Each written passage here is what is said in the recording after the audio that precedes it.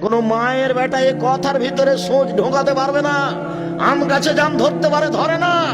অমাবস্যার রাতে চাঁদ উঠতে পারে, উঠে না। সুঁয়ের ছিদ্র দিয়ে ফাল ঢোকতে পারে, ঢোকে না। সুঁয়ের ছিদ্র দিয়ে ফাল ঢোকে যেতে পারে। আম গাছে জাম ধরে যেতে পারে, অমাবস্যার রাতে চাঁদ উঠে যেতে পারে, এটা ঘটে যেতে পারে। আমি যে কথা বলছি এই কথাতে সন্দেহ আছে বলে কিয়ামত পর্যন্ত চেষ্টা করলে সরিষা ঢোকানো যাবে না। যা বলছি তাই থাকবে। ও কি বেশ্যালয়ের মেয়ে? আপনি তার মুখ দেখে টাকা দিচ্ছেন কেন? ব্যাপারটা কি? ধর্ম কাকে দেখাতে চাচ্ছেন? কোন মায়ের বেটা এই কথাকে হিলাতে পারে দেখি? কে এমন মাটির উপরে জন্ম নিয়েছে? এটা হবে কেন? কাপুরুষের পরিচয় দেয় বিবাহ করবো না যুবক তুমি। আর আপনি বক্তব্যের সাথে মুনাফিকি করবেন না। এই কমিউনিটি সেন্টারের মুখে লাথি মারতে হবে। শত শত মানুষ যাবে কেন এই বিবাহ উপলক্ষে? আর তোমার মেয়ের বাপের বাড়িতে এত ভিড় কেন?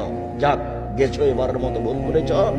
শ্বশুরকে বিবাহের শেষে 2 লক্ষ টাকা দিয়ে আসিও, আর বলিও আব্বা বিবাহ খরচের জন্য 2 লক্ষ টাকা থাকলো, চুপে দিয়ে আসছে। এত মানুষ খেয়েছো, এটা কেন?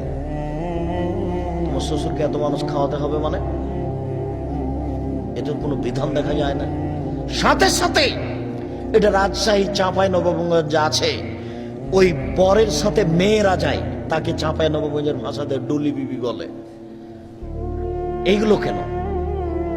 মেয়েরা যাচ্ছে কেন তোমার সাথে? তোমার চাচাতো বোন, তোমার খালাতো বোন, তোমার ভাবি, এরা সবাই কেন বেশ্যালয়ের মেয়ে সেজে যাচ্ছে? তোমার সূচনাতেই জেনা। তোমার ভাবি তোমাকে হলুদ মাখেছে, এটা একটা জেনা।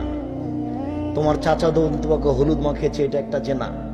তোমার বউ ওখানে কমিউনিটি সেন্টারে পতিতালয়ের মেয়ে হিসেবে দাঁড়িয়ে আছে, ওটা একটা জেনা। তুমি এতগুলি মেয়েকে সাথে নিয়ে বিবাহ করতে গেলে এটা একটা জেনা। যদি তুমি মনে করো যে একজন মহিলার প্রয়োজন, তোমার মাকে নিয়ে যাও, তোমার দাদিকে নিয়ে যাও, তোমার দাদিকে।